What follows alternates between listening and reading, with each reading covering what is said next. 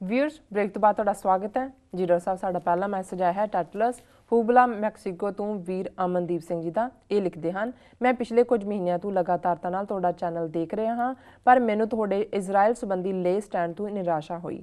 ਤੁਸੀਂ ਕੱਟੜਪੰਥੀ ਫਲਸਤੀਨੀਆਂ ਦੀ ਹਮਾਇਤ ਕਰ ਰਹੇ ਹੋ। ਮੈਂ ਤੁਹਾਨੂੰ ਇੱਕ ਲਿੰਕ ਭੇਜ ਰਿਹਾ ਹਾਂ, ਮੈਂ ਚਾਹੁੰਦਾ ਹਾਂ ਕਿ ਤੁਸੀਂ ਇਹਨੂੰ ਦੇਖੋ ਅਤੇ ਇਸ ਸੰਬੰਧੀ ਆਪਣੇ ਪ੍ਰੋਗਰਾਮ ਵਿੱਚ ਆਪਣੇ ਵਿਚਾਰ ਦਿਓ। ਜੀ ਡਾਕਟਰ ਸਾਹਿਬ। ਵੀਰ ਅਮਨਦੀਪ ਸਿੰਘ ਜੀ ਦਾ ਬਹੁਤ ਬਹੁਤ ਧੰਨਵਾਦ। ਉਹਨਾਂ ਨੇ ਸਾਨੂੰ ਮੈਕਸੀਕੋ ਤੋਂ ਲਿਖਿਆ, ਭਾਵੇਂ ਨਿਰਾਸ਼ਤਾ ਦੇ ਵਿੱਚ ਹੀ ਲਿਖਿਆ ਜੀ। ਉਸ ਤੋਂ ਪਹਿਲਾਂ ਵੀ ਇੱਕ ਈਮੇਲ ਸੀ ਜਿਹਦੇ 'ਚ ਉਹਨਾਂ ਨੇ ਫਲਸਤੀਨੀ ਇਸ਼ੂ ਬਾਰੇ ਪੁੱਛਿਆ ਸੀ, ਉਦੋਂ ਵੀ ਅਸੀਂ ਉਸ ਦਾ ਜ਼ਿਕਰ ਨਹੀਂ ਸੀ ਕਰ ਸਕੇ ਜੀ। ਮੈਨੂੰ ਵੈਸੇ ਇਹਨਾਂ ਦੀ ਈਮੇਲ ਦੇਖ ਕੇ ਹੈਰਾਨੀ ਹੋਈ ਅਸਲ 'ਚ, ਕਿਉਂਕਿ ਮੈਂ ਜਿੰਨਾ ਕੁ ਮੇਰਾ ਐਕਸਪੋਜਰ ਹੈ ਇਹਨਾਂ 25-30 ਸਾਲਾਂ ਦਾ, ਬਹੁਤ ਸਾਰੇ ਸਿੱਖ ਜਿਹੜੇ ਥੋੜ੍ਹੇ ਬਹੁਤ ਵੀ ਪੋਲੀਟੀਕਲੀ ਅਲਰਟ ਨੇ, ਦਿਲਚਸਪੀ ਰੱਖਦੇ ਨੇ ਆਪਣੇ ਦਾਇਰਾਕਾਰ ਤੋਂ ਬਾਹਰ ਵੀ, ਮੈਨੂੰ ਅੱਜ ਤੱਕ ਇੱਕ ਵੀ ਸਿੱਖ ਐਸਾ ਨਹੀਂ ਮਿਲਿਆ ਜਿਹਨੇ ਕਦੇ ਫਲਸਤੀਨੀਆਂ ਦੇ ਜਾਂ ਚੈਚਨੀਆਂ ਵਾਲਿਆਂ ਦੇ ਜਾਂ ਤਾਮਿਲਾਂ ਦੇ ਜਾਂ ਦੂਸਰੇ ਜਿਹੜੀਆਂ ਵੀ ਕੌਮਾਂ ਦੁਨੀਆ ਦੇ ਵਿੱਚ ਆਪਣੀ ਆਜ਼ਾਦੀ ਲਈ ਲੜ ਰਹੀਆਂ ਉਹਨਾਂ ਦੇ ਖਿਲਾਫ ਕਦੇ ਉਹਨਾਂ ਦੀਆਂ ਫੀਲਿੰਗਸ ਹੋਣ ਜੀ। ਹਾਲਾਂ ਪ੍ਰੈਕਟੀਕਲੀ ਸਪੀਕਿੰਗ ਅਸੀਂ ਇਹ ਕੋਸ਼ਿਸ਼ ਕਰਦੇ ਹਾਂ ਜਾਂ ਹਮੇਸ਼ਾ ਸਾਡਾ ਰਿਹਾ ਕਿ ਅਸੀਂ ਕਦੇ ਵੀ ਜਿਸ ਗੱਲ ਨੂੰ ਪੂਰੀ ਚੰਗੀ ਤਰ੍ਹਾਂ ਸਮਝੀਏ ਨਾ, ਉਸ ਬਾਰੇ ਅਸੀਂ ਟਿੱਪਣੀ ਨਹੀਂ ਕਰਦੇ ਜੀ। ਔਰ ਉਹਨਾਂ ਸੰਘਰਸ਼ਾਂ ਬਾਰੇ ਵੀ, ਕਿਉਂਕਿ ਫਲਸਤੀਨੀ ਇਜ਼ਰਾਈਲੀ ਕਨਫਲਿਕਟ ਦੇ ਵਿੱਚ ਹਰ ਇੱਕ ਨੂੰ, ਔਰ ਖ਼ਾਸ ਤੌਰ 'ਤੇ ਨਵੀਂ ਉੱਭਰ ਰਹੀ ਕੋਈ ਵੀ ਨੇਸ਼ਨ ਨੂੰ ਇਹ ਹਮੇਸ਼ਾ ਫਿਕਰ ਵੀ ਰਹਿੰਦਾ ਕਿ ਵੀ ਅਸੀਂ ਇਜ਼ਰਾਈਲ ਨੂੰ ਖਾਮਖਾਈ ਆਪਣੇ ਅਗੇਂਸਟ ਨਾ ਕਰ ਲਈਏ। ਲੇਕਿਨ ਇਹਦੇ ਬਾਵਜੂਦ ਮੈਂ ਹਮੇਸ਼ਾ ਉਹਨਾਂ ਸਿੱਖ ਐਕਟਿਵਿਸਟ ਨੂੰ ਜਾਂ ਸਿੱਖ ਇੰਟੈਲੈਕਚੁਅਲਸ ਨੂੰ ਦੇਖਿਆ ਜਿਹੜੇ ਆਊਟ ਆਫ ਦਾ ਵੇ ਜਾ ਕੇ ਵੀ ਫਲਸਤੀਨੀ ਕੌਜ਼ ਦੇ ਹੱਕ ਦੇ ਵਿੱਚ ਹਾਂ ਦਾ ਨਾਅਰਾ ਮਾਰਦੇ ਨੇ ਔਰ ਆਵਾਜ਼ ਉਠਾਉਂਦੇ ਨੇ।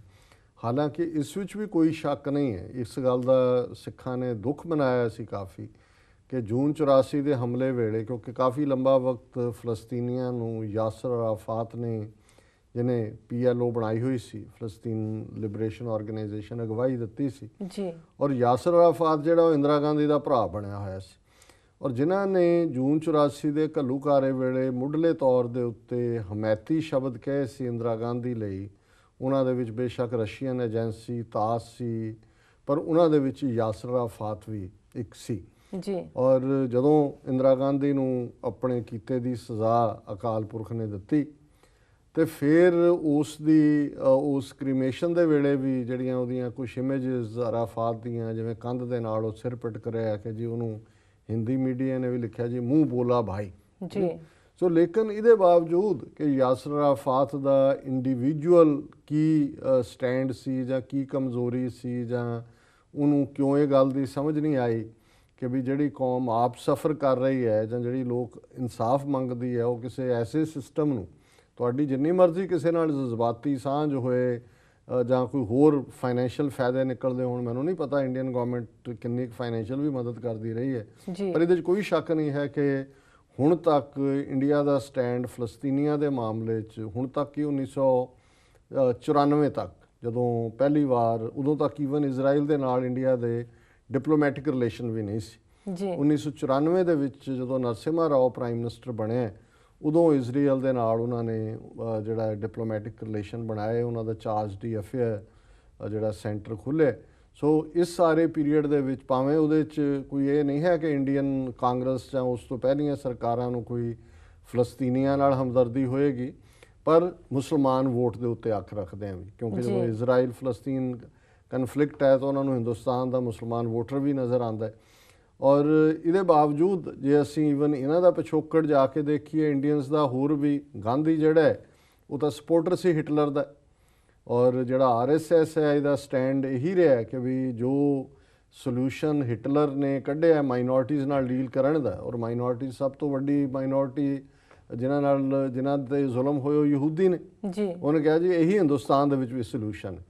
ਸੋ ਇੱਕ ਪਾਸੇ ਤਾਂ ਉਹ ਕੌਨਸਟੈਂਟ ਲਾਈਨ ਰਹੀ ਹੈ, ਔਰ ਮੈਨੂੰ ਵੈਸੇ ਹੈਰਾਨੀ ਵੀ ਹੋਈ ਕਿ ਹਿਊਮਨ ਰਾਈਟ ਕੌਂਸਲ ਦੇ ਵਿੱਚ ਯੂਨਾਈਟਿਡ ਨੇਸ਼ਨਸ ਦੇ ਕੱਲ੍ਹ ਜਦੋਂ ਵੋਟ ਪਈ ਹੈ ਇਸ ਮੁੱਦੇ 'ਤੇ, ਸ਼ਾਇਦ ਉਹਨਾਂ ਦੇ 29 ਮੈਂਬਰ ਦੇਸ਼ ਨੇ, ਸਿਰਫ ਇੱਕ ਅਮਰੀਕਾ ਨੇ ਇਜ਼ਰਾਈਲ ਦੇ ਹੱਕ 'ਚ ਵੋਟ ਪਾਈ ਹੈ, ਬਾਕੀ ਜਿਹੜਾ ਹੈ ਉਹਨਾਂ ਨੇ ਜਿਹੜਾ ਇਜ਼ਰਾਈਲ ਦੇ ਵਿਰੁੱਧ ਪਾਈ, ਜਾਂ 10-12 ਮੈਂਬਰ ਜਿਹੜੇ ਨੇ ਉਹਨਾਂ ਨੇ ਵੋਟ ਹੀ ਨਹੀਂ ਪਾਈ, ਪਰ ਇੰਡੀਆ ਨੇ ਇਜ਼ਰਾਈਲ ਦੇ ਵਿਰੁੱਧ ਵੋਟ ਪਾਈ। ਹੁਣ ਹਾਲਾਂਕਿ ਇਸ ਸਾਰੇ ਪੀਰੀਅਡ 'ਚ ਕਾਫੀ ਸੀਨ ਬਦਲੇ ਆ। ਹੁਣ ਜਿਹੜਾ ਇੰਡੀਆ ਲਗਭਗ 7-8 ਬਿਲੀਅਨ ਡਾਲਰ ਦੇ ਵੈਪਨ ਇਜ਼ਰਾਈਲ ਤੋਂ ਲੈਂਦਾ ਹੈ। ਇਜ਼ਰਾਈਲ ਜਿਹੜਾ ਹੈ ਦੁਨੀਆ ਦਾ 5ਵਾਂ ਵੈਪਨ ਐਕਸਪੋਰਟਿੰਗ ਦੇਸ਼ ਬਣ ਗਿਆ। ਚਲੋ ਇਹ ਇੱਕ ਵੱਖਰੀ ਡਿਬੇਟ ਹੈ। ਅਸੀਂ ਇਹ ਸਮਝਦੇ ਹਾਂ ਵੀ ਇਹਦੇ 'ਚ ਕੋਈ ਸ਼ੱਕ ਨਹੀਂ ਹੈ ਕਿ ਅਸੀਂ ਜਦੋਂ ਖਾਲਿਸਤਾਨ ਦੇ ਮਾਡਲ ਦੀ ਗੱਲ ਕਰਦੇ ਹਾਂ ਕਿ ਖਾਲਿਸਤਾਨ ਕਿਹਨਾਂ ਲੀਆਂ 'ਤੇ ਬਣੇਗਾ, ਤੇ ਸਾਡੇ ਸਾਹਮਣੇ ਦੋ ਸਾਡੇ ਜਿਹੜੇ ਨੇ ਆਲਰੇਡੀ ਐਗਜ਼ਿਸਟਿੰਗ ਮਾਡਲ ਨੇ, ਇੱਕ ਇਜ਼ਰਾਈਲ ਹੈ, ਇੱਕ ਪਾਕਿਸਤਾਨ ਹੈ ਜੀ। ਕਿਉਂਕਿ ਇਜ਼ਰਾਈਲ ਵੀ ਇਸ ਲਈ ਹੋਂਦ 'ਚ ਆਇਆ ਕਿ ਜਿਨ੍ਹਾਂ ਨਾਲ 2000 ਸਾਲ ਤੋਂ ਬੇਇਨਸਾਫੀ ਹੋਈ ਹੈ, ਉਹਨਾਂ ਦੇ ਨਾਲ ਧੱਕਾ ਹੋਇਆ ਹੈ, ਔਰ ਇਹਨਾਂ ਦਾ ਆਪਣਾ ਇੰਨੇ ਪਰਸੀਕਿਊਟਡ ਲੋਕ ਨੇ ਕਿ ਇਹਨਾਂ ਦਾ ਆਪਣਾ ਮੁਲਕ ਹੋਣਾ ਚਾਹੀਦਾ ਜੀ। ਪਾਕਿਸਤਾਨ ਨੇ ਜਿਹੜਾ ਉਹ ਵੋਟਾਂ ਦੇ ਨਾਲ ਬਣਿਆ, ਉਹ ਵੀ ਇਸ 'ਚੋਂ ਆਇਆ ਕਿ ਭਾਈ ਉਹਨਾਂ ਦਾ ਸਿਧਾਂਤ ਬਹੁ ਗਿਣਤੀ ਨਾਲ ਮੇਲ ਨਹੀਂ ਖਾਂਦਾ, ਔਰ ਬਹੁ ਗਿਣਤੀ ਦੇ ਵਿੱਚ ਉਹਨਾਂ ਦਾ ਆਪਣਾ ਕਲਚਰ ਸੱਭਿਆਚਾਰ ਜਿਹੜਾ ਇਸਲਾਮਿਕ ਉਹ ਨਹੀਂ ਰਹਿ ਸਕੇਗਾ, ਉਹਦੇ 'ਤੇ ਬੇਸ ਉਹਨਾਂ ਨੇ ਪਾਕਿਸਤਾਨ ਬਣਾਇਆ। ਸੋ ਅਸੀਂ ਸਮਝਦੇ ਹਾਂ ਵੀ ਸਾਡੀ ਵੀ 5.5 ਸਦੀਆਂ ਦੀ ਹਿਸਟਰੀ ਦਾ ਇੱਕ ਵੱਡਾ ਹਿੱਸਾ 4 ਸਦੀਆਂ ਪਰਸੀਕਿਊਸ਼ਨ ਦਾ ਹੈ, ਜ਼ੁਲਮਾਂ ਦਾ ਹੈ, ਔਰ ਜਿਹੜੇ ਨੇਸ਼ਨ ਸਟੇਟ ਬਣਨ ਦੇ ਲਈ ਡਿਫਰੈਂਟ ਕ੍ਰਾਈਟੇਰੀਆ ਨੇ, ਅਸੀਂ ਉਹਨਾਂ ਦੇ ਵਿੱਚ ਫਿੱਟ ਬਹਿੰਦੇ ਹਾਂ। ਸਾਡੇ ਕੋਲ ਇੱਕ ਸੈਂਟਰਲ ਪਲੇਸ ਹੈ, ਅਸੀਂ ਜਿਸ ਸਿਸਟਮ ਦੇ ਨਾਲ ਜੁੜੇ 67 ਸਾਲ ਪਹਿਲਾਂ, ਉਦੋਂ ਸਾਡੇ ਕੋਲ ਚੋਇਸ ਸੀ, ਅਸੀਂ ਇੱਕ ਪਾਰਟੀ ਸੀ ਨੈਗੋਸ਼ੀਏਸ਼ਨ ਦੇ ਵਿੱਚ, ਔਰ ਉਸ ਸਾਰੇ 'ਚੋਂ ਅਸੀਂ ਆਏ। ਔਰ ਇਹੀ ਕਾਰਨ ਹੈ ਕਿ ਅਸੀਂ ਇਸ ਮਾਮਲੇ ਦੇ ਵਿੱਚ ਹਮੇਸ਼ਾ, ਔਰ ਇਜ਼ਰਾਈਲ ਦੀ ਤਰੱਕੀ ਦੀ ਅਸੀਂ ਤਾਰੀਫ ਕਰਦੇ ਹਾਂ, ਹਮੇਸ਼ਾ ਅਸੀਂ ਇਹ ਕਹਿੰਦੇ ਹਾਂ ਵੀ ਕਿਵੇਂ 7-8 ਹਜ਼ਾਰ ਸਕੁਅਰ ਮਾਈਲ ਦਾ ਦੇਸ਼, 6 ਮਿਲੀਅਨ ਆਬਾਦੀ, ਕਿਵੇਂ ਉਹਨਾਂ ਦੀ ਪਰ ਕੈਪੀਟਾ ਇਨਕਮ ਅਮਰੀਕਾ ਦੇ ਬਰਾਬਰ ਹੈ, ਕਿਵੇਂ ਉਹਨਾਂ ਨੇ ਪ੍ਰੋਗਰੈਸ ਕੀਤੀ ਹੈ। ਸੋ ਇਹ ਸਾਡੇ ਲਈ ਰੋਲ ਮਾਡਲ ਚੰਗੀਆਂ ਗੱਲਾਂ ਨੇ, ਔਰ ਇਹ ਨਹੀਂ ਹੈ ਕਿ ਵੀ ਅਸੀਂ ਕੋਈ ਇਜ਼ਰਾਈਲ ਦੇ ਖਿਲਾਫ ਡੰਡਾ ਕੱਢਿਆ ਹੁੰਦਾ ਜੀ। ਜਦੋਂ ਵੀ ਜਿੱਥੇ ਵੀ ਕੋਈ ਇਨਸਾਨੀਅਤ ਨਾਤੇ, ਕੋਈ ਹਿਊਮਨ ਰਾਈਟਸ ਦੇ ਨਾਤੇ ਕੋਈ ਵਾਇਲੇਸ਼ਨ ਕਰਦਾ, ਅਸੀਂ ਉਸ ਦੇ ਖਿਲਾਫ ਵੀ ਆਵਾਜ਼ ਉਠਾਉਂਦੇ। ਸੋ ਅਸੀਂ ਇਹ ਸਮਝਦੇ ਹਾਂ ਵੀ ਇਜ਼ਰਾਈਲ ਵਰਗਾ ਦੇਸ਼, ਜਿਨ੍ਹਾਂ ਲੋਕਾਂ ਨੇ 2000 ਸਾਲ ਸਫ਼ਰ ਕੀਤਾ, ਔਰ ਫਿਰ ਜਿਹੜੀ ਪਹਿਲੀਆਂ ਪਰਸੀਕਿਊਸ਼ਨਸ ਤਾਂ ਸਾਰਿਆਂ ਨੇ ਹੀ ਕੀਤੀਆਂ, ਯਹੂਦੀਆਂ ਦੀਆਂ, ਕਰੂਸੇਡਰਸ ਦੀ ਹਿਸਟਰੀ 11ਵੀਂ ਸਦੀ ਤੋਂ ਸ਼ੁਰੂ ਹੋ ਜਾਂਦੀ ਹੈ। ਸਾਰੇ ਯਹੂਦੀਆਂ ਨੂੰ ਸਿਨਾਗੋਗ 'ਚ ਇਕੱਠਾ ਕਰਕੇ ਅੱਗ ਲਾ ਦਿੰਦੇ ਸੀ ਜੀ। ਤੇ ਜਿਹੜਾ ਸੈਕੰਡ ਵਰਲਡ ਵਾਰ ਦੇ ਦੌਰਾਨ ਹਿਟਲਰ ਜਾਂ ਯੂਰਪ ਦੇ ਵਿੱਚ ਕੋਈ ਮੁਸਲਮਾਨਾਂ ਨੇ ਤਾਂ ਨਹੀਂ ਮਾਰਿਆ ਯਹੂਦੀਆਂ ਨੂੰ, ਜੇ ਜਰਮਨ 'ਚ ਮਾਰੇ, ਪੋਲੈਂਡ 'ਚ ਮਾਰੇ, ਯੂਕਰੇਨ 'ਚ ਮਾਰੇ, ਰਸ਼ੀਆ 'ਚ ਮਾਰੇ, ਅਰਮੀਨੀਆ, ਦੁਨੀਆ ਸਾਰੇ ਯੂਰਪ ਦੇ ਵਿੱਚ ਹੀ ਮੇਨ ਜਿਹੜੀ ਕਿਲਿੰਗ, ਜਿਹੜਾ 6 ਮਿਲੀਅਨ ਗਿਣਤੀ ਹੈ 60 ਲੱਖ ਦੀ, ਉਹ ਕੋਈ ਮੁਸਲਮਾਨਾਂ ਨੇ ਜਾਂ ਕਿਸੇ ਹੋਰ ਨੇ ਤਾਂ ਨਹੀਂ ਮਾਰੇ ਹੈ, ਇਹਨਾਂ ਨੇ ਮਾਰੇ ਜੀ ਜੀ। ਔਰ ਇਹਨਾਂ ਨੇ ਉਸ 'ਚੋਂ ਫਿਰ ਜਾ ਕੇ ਉੱਥੇ ਜਿਨ੍ਹਾਂ ਦਾ ਮੁਲਕ ਸੀ, ਜਾਂ ਤਾਂ ਜੇ ਹੁਣ ਤੁਸੀਂ 2 ਨੇਸ਼ਨ ਥਿਊਰੀ ਜਿਹੜਾ ਰੈਜ਼ੋਲੂਸ਼ਨ UN ਦਾ 194 ਆਇਆ, ਉਹਦੇ 'ਚ ਜਦੋਂ ਇਜ਼ਰਾਈਲ ਉੱਥੇ ਬਣਿਆ ਤੇ ਯਹੂਦੀਆਂ ਦੀ ਆਬਾਦੀ 30-32% ਤੋਂ ਜ਼ਿਆਦਾ ਨਹੀਂ ਸੀ ਉਸ ਖਿੱਤੇ। ਹੁਣ ਜਿਸ ਤਰੀਕੇ ਨਾਲ ਅਰਬਾਂ ਨੂੰ, ਜਿਨ੍ਹਾਂ ਨੂੰ UN ਦੇ ਰੈਜ਼ੋਲੂਸ਼ਨਸ ਰਿਫਿਊਜੀ ਮੰਨਦੇ ਨੇ, ਜਿਨ੍ਹਾਂ ਨੇ ਜਿਹੜੇ ਵੈਸਟ ਬੈਂਕ, ਗਾਜ਼ਾ ਦੂਜੇ ਤੀਜੇ 'ਚ ਬਿਠਾਏ ਹੋਏ ਨੇ ਲਿਆ ਕੇ, ਜੇ ਬਰਾਬਰ ਤੌਰ ਦੇ ਉੱਤੇ ਇੰਟਰਨੈਸ਼ਨਲ ਕਮਿਊਨਿਟੀ ਔਰ ਅਮਰੀਕਾ, ਜਿਹਨੇ ਹੁਣ ਹਿਊਮਨ ਰਾਈਟ ਕਾਉਂਸਲ ਦੇ ਵਿੱਚ ਵੀਟੋ ਕੀਤਾ ਉਸ ਰੈਜ਼ੋਲੂਸ਼ਨ ਨੂੰ, ਇੱਕ 2 ਨੇਸ਼ਨ, ਇਹ ਠੀਕ ਹੈ, ਇਜ਼ਰਾਈਲ ਨੂੰ ਐਗਜ਼ਿਸਟ ਕਰਨ ਦਾ ਹੱਕ ਹੈ। ਅਸੀਂ ਸਮਝਦੇ ਹਾਂ ਕਿ ਉਹਨਾਂ ਨੇ ਦੇਸ਼ ਬਣਾਇਆ ਵੀ ਹੈ, ਜਿਵੇਂ ਭਾਵੇਂ ਇਹਨਾਂ ਨੇ ਬਣਾ ਕੇ ਦਿੱਤਾ, ਪਰ ਉਹਨਾਂ ਨੇ ਉਹਨੂੰ ਡਿਵੈਲਪ ਕਰਕੇ ਦਿਖਾਇਆ, ਉਹਨਾਂ ਦਾ ਉਹ ਹੋਮਲੈਂਡ ਹੈ, ਫਾਦਰਲੈਂਡ ਹੈ, ਉਹਨਾਂ ਦਾ ਹੱਕ ਹੈ। ਪਰ ਇਹਦਾ ਮਤਲਬ ਇਹ ਨਹੀਂ ਹੈ ਕਿ ਜਿਨ੍ਹਾਂ ਦਾ ਉਹ ਓਰੀਜਨਲ ਹੋਮਲੈਂਡ ਹੈ, ਉਹ ਮਿਲੀਅਨਸ, ਇੱਕ ਫਿਗਰ ਮੁਤਾਬਕ 5 ਲੱਖ ਲੋਕ ਜਿਹੜੇ ਨੇ ਇਸ ਵੇਲੇ, ਜਿਨ੍ਹਾਂ ਕੋਲ ਕਾਰਡ ਨੇ ਡਿਸੈਂਡੈਂਟ 1948-49 ਤੋਂ ਲੈ ਕੇ 65 ਸਾਲ ਤੋਂ, ਉਹ ਵੈਸਟ ਬੈਂਕ ਦੇ ਵਿੱਚ, ਜਿਹੜਾ 1967 ਦੀ ਜਿਹੜੀ 6 ਡੇ ਵਾਰ ਹੋਈ ਇਜ਼ਰਾਈਲ ਔਰ ਇਹਨਾਂ ਮੁਲਕਾਂ ਦੇ ਵਿੱਚ, ਉਹਦੇ 'ਚ ਉਹਨਾਂ ਦੀ ਹੋਰ ਵੀ ਬਦਤਰ ਹਾਲਤ ਹੋਈ। ਇਜ਼ਰਾਈਲ ਨੇ ਗਾਜ਼ਾ ਜਿਹੜਾ ਉਹ ਇਜਿਪਟ ਤੋਂ ਖੋਇਆ, ਵੈਸਟ ਬੈਂਕ ਜੈਰੂਸ਼ਲਮ ਜਿਹੜਾ ਹੈ ਉਹ ਜਾਰਡਨ ਤੋਂ ਖੋਇਆ, ਗੁਲਾਨ ਹਾਈਟ ਸੀਰੀਆ ਤੋਂ ਲਈਆਂ ਸੀ, ਉਹ ਤਾਂ ਵਾਪਸ ਕਰਤਾ ਕਾਫੀ ਹਿੱਸਾ। ਹੁਣ ਉਹ ਆਪਣੇ ਮੁਲਕ ਦੇ ਵਿੱਚ ਰਿਫਿਊਜੀ ਬਣੇ ਹੋਏ ਨੇ, ਰਿਫਿਊਜੀ ਕੈਂਪਾਂ 'ਚ ਬੈਠੇ ਨੇ, ਔਰ ਇਜ਼ਰਾਈਲ ਕਦੇ ਉਹਨਾਂ ਦੀ ਨਾਕਾਬੰਦੀ ਕਰ ਦਿੰਦਾ, ਕਦੇ ਦੂਸਰਾ ਕਰ ਦਿੰਦਾ। ਇਹਦੇ 'ਚ ਕੋਈ ਸ਼ੱਕ ਨਹੀਂ ਹੈ ਕਿ ਕੋਈ ਫਲਸਤੀਨੀਆਂ ਦੇ ਨਾਲ, ਜਿਹੜੇ ਉਹਨਾਂ ਦੇ ਅਰਬ ਦੇਸ਼ ਨੇ, ਕੋਈ ਉਹਨਾਂ ਨੇ ਵੀ ਕੋਈ ਉਹਨਾਂ ਨਾਲ ਕੋਈ ਚੰਗਾ ਸਲੂਕ ਨਹੀਂ ਕੀਤਾ ਹੈ ਜੀ। ਬੇਸ਼ੱਕ ਜਿਹੜਾ ਜਾਰਡਨ ਹੈ, ਜਾਰਡਨ ਦੇ ਵਿੱਚ ਲਗਭਗ 60% ਦੀ ਆਬਾਦੀ ਫਲਸਤੀਨੀਆਂ ਦੀ ਹੈ, ਉਹਨਾਂ ਨੂੰ ਸਿਟੀਜ਼ਨਸ਼ਿਪ ਵੀ ਦਿੱਤੀ ਹੋਈ ਹੈ। ਪਰ ਜਾਰਡਨ ਵੀ, ਔਰ ਜਾਰਡਨ ਨੇ ਅੱਜ ਤੋਂ ਸ਼ਾਇਦ 40 ਸਾਲ ਪਹਿਲਾਂ, 35 ਸਾਲ ਪਹਿਲਾਂ ਮੇਰਾ ਖਿਆਲ ਹੈ, ਇਜ਼ਰਾਈਲ ਦੇ ਨਾਲ ਸਮਝੌਤਾ ਸੰਧੀ ਕਰਕੇ ਪੀਸ ਕਰ ਲਈ। ਲੇਕਿਨ ਦੂਸਰੇ ਪਾਸੇ ਜਦੋਂ ਤੱਕ ਇਹ ਲੋਕ ਜਿਹੜੇ ਕਿ ਵੈਸਟ ਬੈਂਕ ਔਰ ਗਾਜ਼ਾ ਦੇ ਕੈਂਪਾਂ 'ਚ ਬੈਠੇ ਨੇ, ਨਿੱਕੇ ਨਿੱਕੇ ਕਮਰਿਆਂ ਦੇ ਵਿੱਚ, ਔਰ ਜਿਸ ਕਿਸਮ ਦਾ ਇਹ ਜ਼ੁਲਮ ਦੀ ਲਾਈਨ ਚੱਲ ਰਹੀ ਹੈ। ਅਸੀਂ ਸਮਝਦੇ ਹਾਂ ਵੀ ਹੁਣ ਜਿਵੇਂ ਇੱਕ ਬ੍ਰਿਟਨ ਦੇ ਗੋਰੇ ਮੈਂਬਰ ਪਾਰਲੀਮੈਂਟ ਨੇ ਕਿਹਾ, ਜਿਹਦੇ ਪਿੱਛੇ ਪੈ ਗਏ, ਉਹਨੇ ਕਿਹਾ ਜੀ ਜੇ ਮੈਂ ਵੀ ਉੱਥੇ ਰਿਫਿਊਜੀ ਕੈਂਪ 'ਚ ਹੁੰਦਾ ਗਾਜ਼ਾ ਦੇ, ਮੈਂ ਵੀ ਰਾਕਟ ਸੁੱਟਦਾ ਇਜ਼ਰਾਈਲ ਦੇ ਉੱਤੇ। ਹੁਣ ਇਹ ਹੁੰਦਾ ਹੈ ਕਿ ਦੇਖੋ ਜਦੋਂ ਤੁਸੀਂ ਇਵਨ ਬਿੱਲੀ ਹੈ, ਬਿੱਲੀ ਅਸੀਂ ਘਰ 'ਚ ਰੱਖਦੇ ਹਾਂ, ਇੱਕ ਪੈਟ ਹੈ, ਬੜਾ ਫਰੈਂਡਲੀ, ਬੜੀ ਜਿਹੜਾ ਉਹਨੂੰ ਉਹਦਾ ਇੱਕ ਸਾਥ ਮਾਣਦੇ ਨੇ। ਅਮਰੀਕਨ ਕੁੱਤੇ ਨਾਲੋਂ ਵੀ ਜ਼ਿਆਦਾ ਬਿੱਲੀ ਨੂੰ ਪਿਆਰ ਕਰਦੇ ਨੇ ਜੀ। ਪਰ ਬਿੱਲੀ ਬਾਰੇ ਵੀ ਇਹ ਹੁੰਦਾ ਹੈ ਕਿ ਵੀ ਇਹ ਵਾਇਲੈਂਟ ਨਹੀਂ ਹੈ, ਪਰ ਜੇ ਤੁਸੀਂ ਦਰਵਾਜ਼ਾ ਬੰਦ ਕਰ ਲਓ, ਚਾਰ ਚੁਫੇਰੇ ਕੋਈ ਬਾਰੀ ਨਾ ਖੁੱਲੀ ਰੱਖੋ, ਕੋਈ ਉਹਨੂੰ ਬਿੱਲੀ ਨੂੰ ਧੱਕੀ ਜਾਓ, ਕੰਧ ਦੇ ਨਾਲ ਲਾ ਦਿਓ, ਪੁਸ਼ ਟੂ ਦਾ ਵਾਲ ਜੀ, ਤੇ ਫਿਰ ਜਿਹੜੀ ਬਿੱਲੀ ਹੈ ਉਹ ਵੀ ਅੱਗੋਂ ਪੰਜਾ ਮਾਰੇਗੀ, ਉਹ ਵੀ ਫਿਰ ਸ਼ੇਰਨੀ ਬਣ ਜਾਂਦੀ ਹੈ, ਕਿਉਂਕਿ ਉਹ ਉਹਦਾ ਫਾਈਨਲ ਪਾਰਟ ਹੁੰਦਾ ਹੈ। ਅਸੀਂ ਸਮਝਦੇ ਹਾਂ ਕਿ ਇਹਦੇ 'ਚ ਕੋਈ ਸ਼ੱਕ ਨਹੀਂ ਹੈ ਕਿ ਵੀ ਉਹ ਹਮਸ ਵਰਗੀ ਜਥੇਬੰਦੀ ਹੋਏ ਜਾਂ ਉਸ ਤੋਂ ਪਹਿਲਾਂ ਯਾਸਰ ਅਰਾਫਾਤ ਦੀ ਆਪਣੀ ਜਮਾਤ ਸੀ ਜੀ, ਉਹਨਾਂ ਨੇ ਉਹ ਭਾਵਨਾਵਾਂ ਦੇ ਨਾਲ ਵੀ ਖੇਡਦੇ ਨੇ। ਇਹਦੇ 'ਚ ਕੋਈ ਸ਼ੱਕ ਨਹੀਂ ਹੈ ਵੀ ਉਹਨਾਂ ਨੂੰ ਰਾ ਮਟੀਰੀਅਲ ਵੀ ਬਣਾਉਂਦੇ ਨੇ। ਪਰ ਜੇ ਰੂਟ ਆਫ ਦਾ ਪ੍ਰੋਬਲਮ, ਜਿਹੜੀ ਸਮੱਸਿਆ ਦੀ ਜੜ ਹੈ, ਜੇ ਉਸ ਜੜ ਨੂੰ ਨਹੀਂ ਸਮਝਿਆ ਜਾਂਦਾ ਜਾਂ ਉਹਦਾ ਕੋਈ ਹੱਲ ਨਹੀਂ ਕੱਢਿਆ ਜਾਂਦਾ ਤੇ ਉਹ ਈਰਾਨ ਵਰਤੇ, ਸਾਊਦੀ ਅਰੇਬੀਆ ਵਰਤੇ, ਅਮਰੀਕਾ ਵਰਤੇ, ਕੋਈ ਹੋਰ ਕਿਸੇ ਦਾ ਵੈਸਟਡ ਇੰਟਰਸਟ ਹੋਏ ਤਾਂ ਹੁੰਦਾ ਰਹੇਗਾ। ਸੋ ਅਸੀਂ ਇਸ ਗੱਲ ਦੇ ਹਾਮੀ ਹੈ ਕਿ ਟੂ ਨੇਸ਼ਨ ਜਿਹੜੇ ਨੇ ਫਲਸਤੀਨ ਔਰ ਇਜ਼ਰਾਈਲ, ਇਹ ਸਾਈਡ ਬਾਈ ਸਾਈਡ ਐਗਜ਼ਿਸਟ ਕਰਨੇ ਚਾਹੀਦੇ ਨੇ। ਇੰਟਰਨੈਸ਼ਨਲ ਇੰਟਰਵੈਂਸ਼ਨ ਹੋਣੀ ਚਾਹੀਦੀ ਹੈ।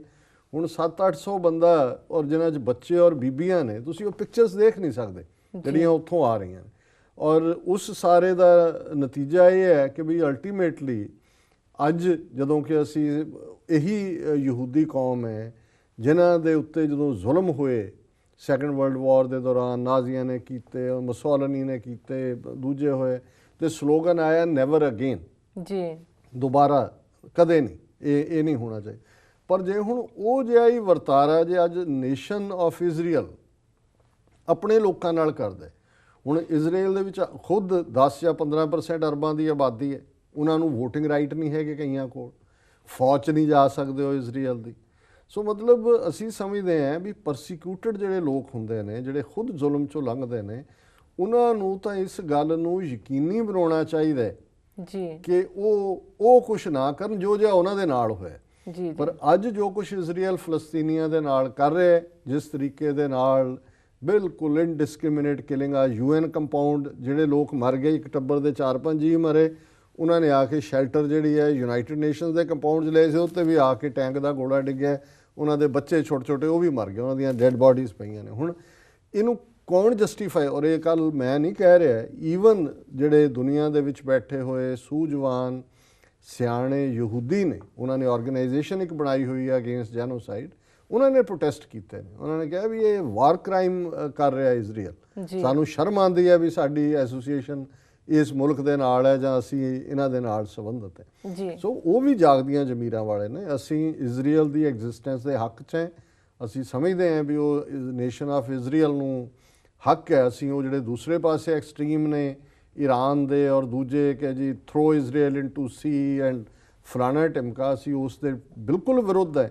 But at the same time ਅਸੀਂ ਇਹ ਸਮਝਦੇ ਹਾਂ ਕਿ ਜੋ ਕੁਛ ਅੱਜ ਇਜ਼ਰਾਈਲ ਕਰ ਰਿਹਾ, ਭਾਵੇਂ ਉਹ ਹਮਸ ਦੇ ਰਾਕਟ ਦਾਗਣ ਦੇ ਬਹਾਨੇ ਨਹੀਂ ਕਰ ਰਹੇ, ਇਹ ਠੀਕ ਲਾਈਨ ਨਹੀਂ ਹੈ। ਇਸ ਗੱਲ ਨੂੰ ਪ੍ਰੋਪਰਲੀ ਜਿਹੜੇ ਫਲਸਤੀਨੀਆਂ ਦੇ ਨੁਮਾਇੰਦੇ ਨੇ, ਇੰਟਰਨੈਸ਼ਨਲ ਕਮਿਊਨਿਟੀ ਫੁੱਲੀ ਇਨਵੋਲਵ ਹੋਏ। ਕਲਿੰਟਨ ਲੱਗਦਾ ਸੀ ਕੁਝ ਕਰੇਗਾ, ਉਹ ਵੀ ਭਗੌੜਾ ਰਿਹਾ। ਓਬਾਮਾ ਦੀ ਵੀ ਟਰਮ ਮੁੱਕਣ ਲੱਗੀ ਹੈ।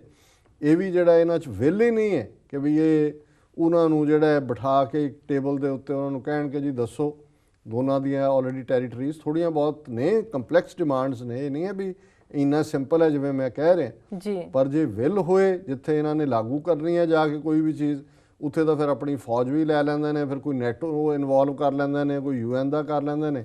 ਹੁਣ ਅਮਰੀਕਾ ਦਾ ਇੰਟਰਸਟ ਨਹੀਂ ਹੈ, ਉੱਥੇ ਲੋਕ ਮਰ ਰਹੇ ਨੇ ਔਰ ਬੇਗੁਨਾਹ ਲੋਕ ਮਰ ਰਹੇ ਨੇ। ਸੋ ਅਸੀਂ ਇਹਨਾਂ ਦਾ ਧੰਨਵਾਦ ਕਰਦੇ ਹਾਂ ਵੀਰ ਅਮਨਦੀਪ ਸਿੰਘ ਜੀ ਦਾ। ਉਹਨਾਂ ਨੇ ਸਾਨੂੰ ਲਿਖਿਆ, ਹਾਂ ਜਿਹੜਾ ਉਹਨਾਂ ਨੇ ਵੀਡੀਓ ਲਿੰਕ ਦਾ ਜ਼ਿਕਰ ਕੀਤਾ, ਵੀਡੀਓ ਲਿੰਕ ਭੇਜਿਆ, ਉਹ ਤਾਂ ਇਵੇਂ ਹੀ ਹੈ ਜਦੋਂ ਅਸੀਂ ਇੱਥੇ ਪ੍ਰੋਟੈਸਟ ਕਰਦੇ ਹਾਂ ਕਈ ਵਾਰ, ਔਰ ਜਿਹੜੇ ਲੰਘਦੇ ਕੋਲੋਂ ਸਾਡੇ ਬਹੁ ਗਿਣਤੀ ਵਾਲੇ ਲੋਕ ਹੁੰਦੇ ਨੇ ਉੱਥੋਂ ਦੇ, ਇੰਡੀਅਨ ਔਰੀਜਨ ਦੇ, ਕਈ ਵਾਰ ਉਹ ਐਬਿਊਸਿਵ ਲੈਂਗੁਏਜ ਇਸਤੇਮਾਲ ਕਰਦੇ ਨੇ ਲੰਘਦੇ ਆ। ਅਸੀਂ ਬੜੀ ਮੁਸ਼ਕਲ ਦੇ ਨਾਲ ਆਪਣੇ ਬੰਦਿਆਂ ਨੂੰ ਕੰਟਰੋਲ ਕਰਕੇ ਰੱਖਦੇ ਕਿ ਵੀ ਇਹ ਜਿਹੜਾ ਇਹਨਾਂ ਨੂੰ ਰੋਕੋ। ਕਈ ਵਾਰੀ ਝੜਪ ਹੋ ਵੀ, ਜਿਵੇਂ ਕੈਲੀਫੋਰਨੀਆ 'ਚ ਹੁੰਦਾ, ਉਦੋਂ 15 ਅਗਸਤ ਦੀ ਪੈਰੇਡ ਹੁੰਦੀ ਹੈ, ਵਿੱਚ ਆਰਮ ਪੁਲਿਸ ਆਈ ਹੁੰਦੀ ਹੈ ਦੋਨੋਂ ਪਾਸੇ। ਕਈ ਵਾਰੀ ਜਿਹੜੀ ਆ ਲੜਾਈ ਹੁੰਦੇ ਹੁੰਦੇ ਬਚੀ ਹੈ।